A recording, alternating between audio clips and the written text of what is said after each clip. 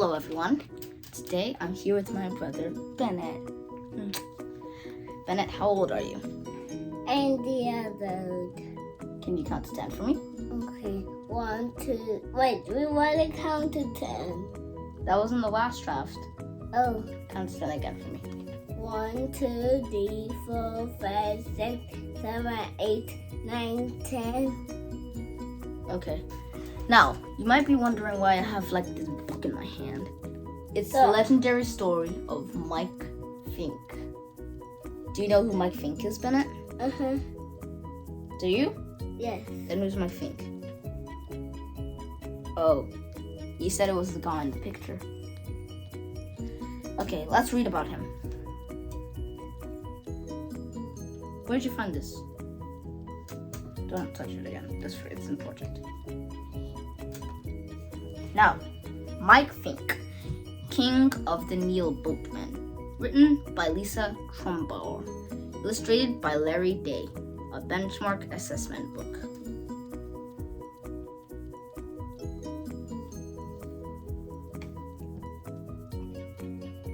I'm the king of the Keelboatmen, Mike Fink boasted as he traveled the waterways near New Orleans. I can out-kneel any man, east or west. Where is he a baby? Let's read on, then you'll find out. I can kneel out any man, east or west of the Mississippi River. I can haul more cargo than a dozen oxen, pulling a herd of elephants. I can outwit, out-wrestle, and outshoot anybody from here to the Rocky Mountains. You know what? He was right. Mike Fink was born right outside of Pittsburgh, Pennsylvania, near the Allegheny Mountains. From the beginning, Mike's parents realized he was going to be a handful. When he was only 7 days old, he jumped up in his cradle and hopped up the window. He ran like lightning through the woods and chased the animals.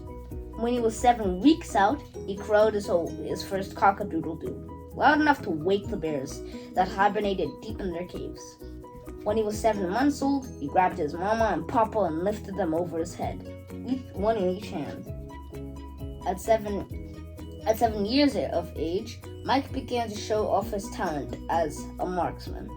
He used the family rifle, Bengal, to practice his sharpshooting skills deep in the forest. Mike amazed even the best shooters. He could knock out the stinger off the bee without killing it. He could shoot all the curly tail off a pig from far away. He could shoot an apple off a tree at the stem, then sit under that same tree, catch the apple, and take a bite before the apple could hit the ground. Over the years, his skills became even more impressive. One day, when Mike was 11 years old, he entered a local shooting contest. I cannot shoot any man this side of the Mississippi. Mike hollered to a group of men waiting to sign up for the contest. The men quickly turned around and sized up the young Mike. They leaned their rifles on the table and began to laugh out loud. You're just a kid, one man snickered. Why don't you go home before you get hurt? Another man suggested. Mike, however, was not one to back down from a challenge. Why do you think a vulture is bald? He crowed. Because I shot the feathers. He shot the feathers off of his head. Right off its head with my rifle. Wait. Right off the head with my rifle. Bengal. I can shoot all the stars all out of the sky. And I can shoot any old target before you put before me. Mike lifted Bengal to his shoulder. He took aim at the target of the next faraway tree and hit the bullseye deep dead center. His next 2 shots couldn't be seen by anyone. Sure enough, when the target was cut in half, his bullets were lined up like 3 peas in a pod. The grand prize, a side of beef, was all his. Mike entered many more contests after that one. He won so much beef and pork for his family that they ate well for a month of Sundays. After a while, the men began to bribe Mike not to enter the contest. Do you know what bribe means? Yes. What does it mean? He played off his boat. That's not what bribe means. Making the boat move. I know it sounds like it, but it means plead. Like, please don't enter the contest. Okay. Always looking for a challenge, Mike decided to use his shooting skills as a scout. Deep in the Pennsylvania wilderness, like all things Mike did, he became the best, most heroic scout in the wild frontier. But it wasn't on land that Mike made his fame and fortune. It was on the river. Mike often visited the docks and watched the men who worked the river. For hours, he observed the Neil boats hauling cargo from Pittsburgh, heading down the Ohio, then the Mississippi to New Orleans and back again.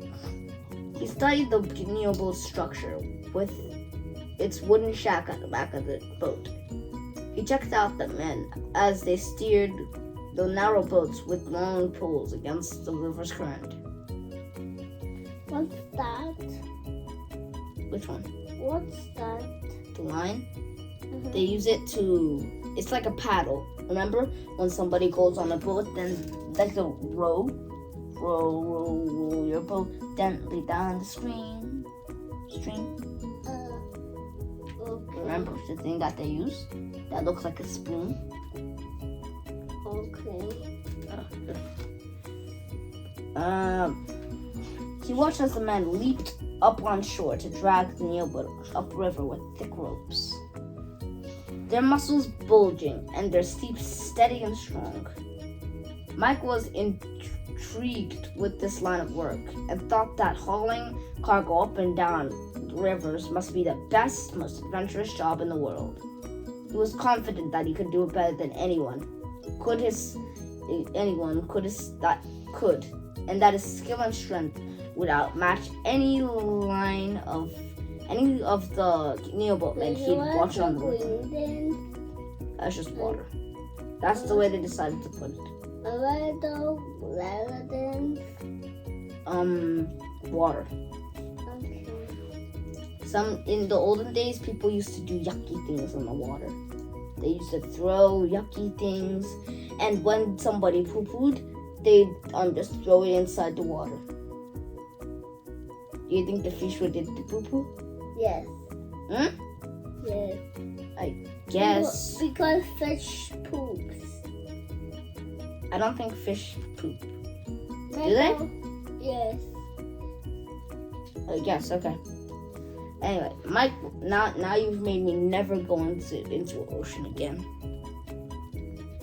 Even more intriguing to Mike were those men who wore hats dotted with red feathers, indicating that they were the toughest man on the river. Wait, I forgot to show you guys the picture.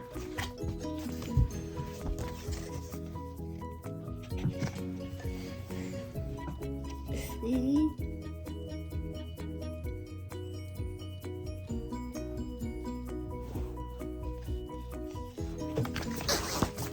Okay, then. The sugar said her the most. Really? Oh. Where should I put this? Let's see here. Now, they had out-wrestled other men who had challenged them. Mike was determined to have a hat covered with red feathers. Eventually, the excitement of river life became too great for Mike to ignore. So at 17 years of age, Mike packed his bags and said goodbye to his family. He strolled down to the docks and approached the first Neil boat captain he saw. "Hey there, I'm Mike Fink," he shouted to the captain as he waved his hands in the high in the air. "I've never been on the Neil boat, I admit, but if you hire me, I'll be the picture. Where's the picture? Oh, there's no picture in this one. Some books don't always be pictures. "Hey there, I'm Mike Fink," he shouted to the captain as he waved his hand high in the air. I've never been out on a Neo boat, I admit. But if you hire me, I'll be the hardest working son of a gun up and down the Mississippi River. I'll steer the boat more surely than my mama threads the tiniest sewing needle. I'll move more swiftly than the winds of a hurricane. I'll load and unload more cargo faster than a mountain lion chasing a deer. I'll hold your horses, son, the Neo boat captain said as he tugged on some ropes. I believe you. You're gonna have to be all those things if you expect to survive on the mighty rivers. If you think you can, hop aboard. The first thing Mike wanted to do was win one of those red feathers. Spotting a burly man with a narrow red feather stuck to the side of his hat, Mike sized him up in no time flat. He knew he could win his first challenge and pluck that red feather right off the man's hat. I bet I can out-wrestle you more surely than the bear likes honey, cried Mike as he confidently walked toward the broad-shouldered man. The large, heavily muscled man casts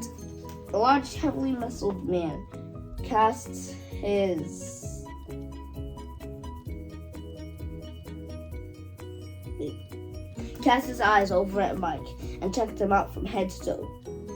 I can move like the wind and strike like lightning.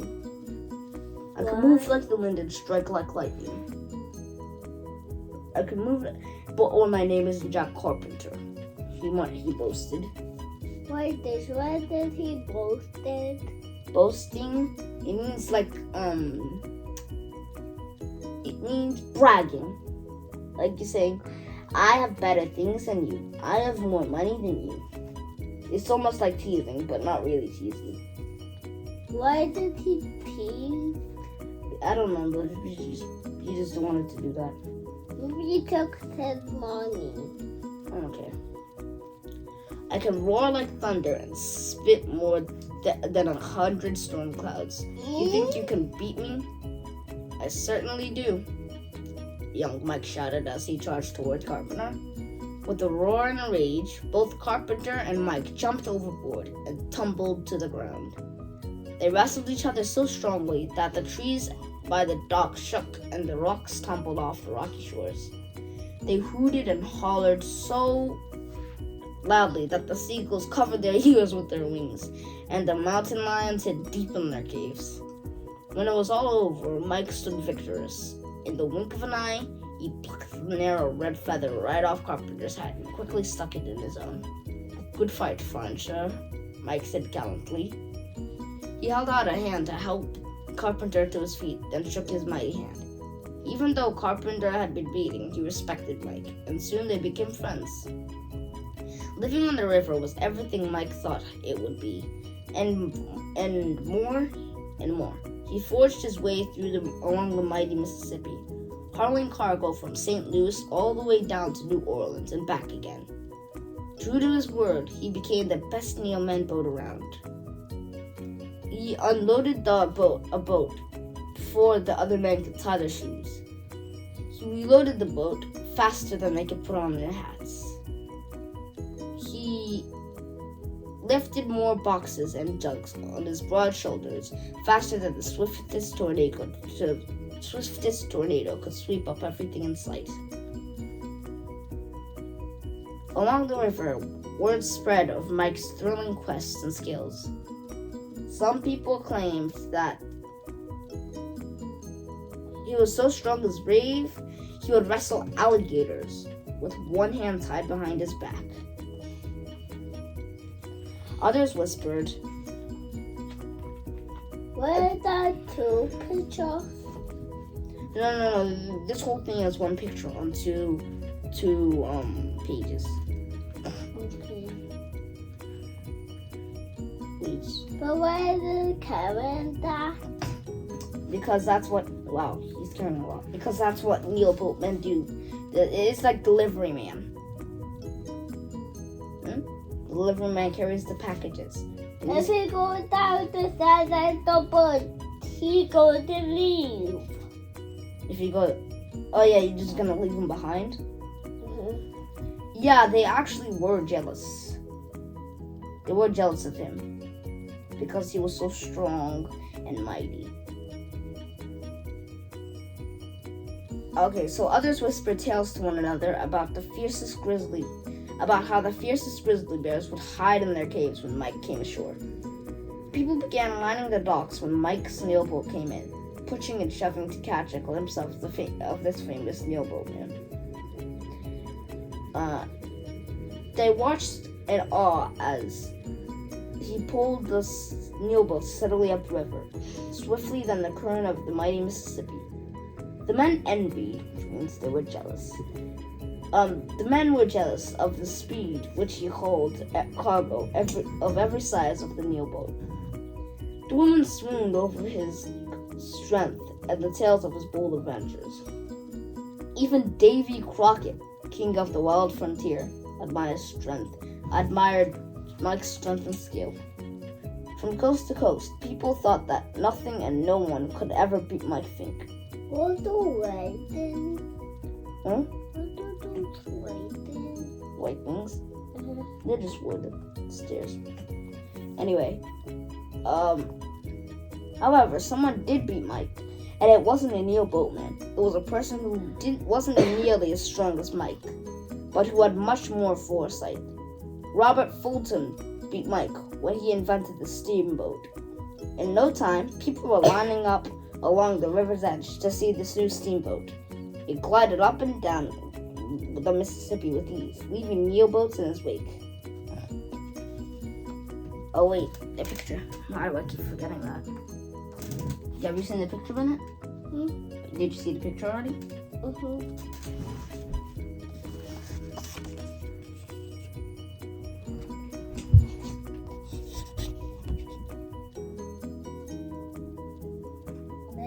Are we done with the video? Almost. Get off the floor. I'm feeling tired. Are you sure? Yes. If you want to be done with the video, you can sleep. Okay. Now, look.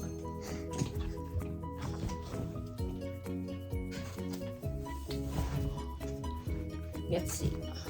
Those steamboats are no match for me, Mike roared.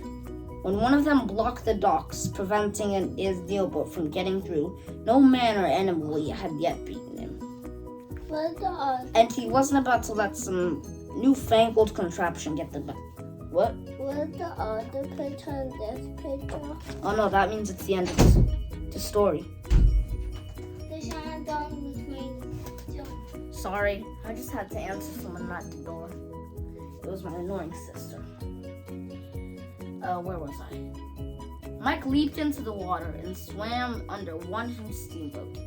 He placed his hands around the steamer's side and shoved his shoulder around its bottom. He struggled and strained, grunted and groaned, and finally, with a whoop and a holler, he tipped the steamboat over, spilling the cargo crew into the muddy Mississippi water. Crowds of people loudly cheered Mike on, showing that he was indeed the mightiest on the river. But just as that one steamboat began to sink, a faster and larger steamboat quickly took its place. Many more were right behind it. So it was to be Mike Fink. Sit down, Ben. Okay. So it was to be Mike Fink, the most amazing Keelboatman who ever had lived, had been beaten. He and Jack Carpenter quietly left the keelboats behind and headed west seeking new challenges. But Mike Fink's adventures will never be forgotten. To this day, he is still known as King of the Keelboatmen.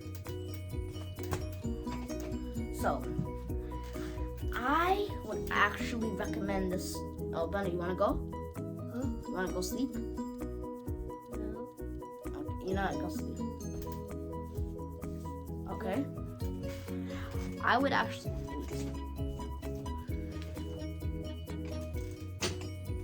You need help on it? No. Are you sure? Yes. Okay. I would recommend this book to everybody. Before I read it to you, I'd already read it to myself in my mind. For my studies. I told you in the introduction of my. I told you in the proper introduction that I do my studies.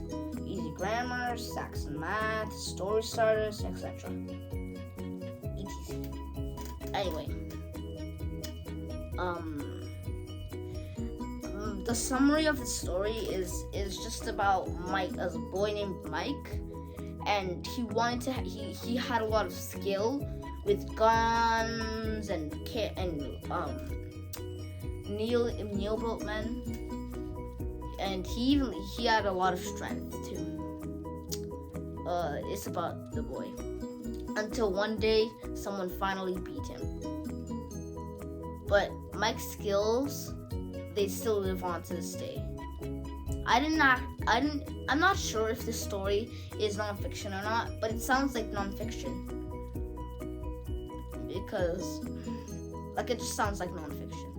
They told him some facts. I didn't know Robert was. Wait, let me see his name. Let me see his last name. Robert Fulton. I didn't know Robert Fulton invented the steamboat. So that was a fact that I learned, and that tells me that it's nonfiction. I'll see you in the next video. I'll see you in the next video. So, yeah, I'm gonna have to say goodbye now. Like and subscribe. Don't forget that one. Bye.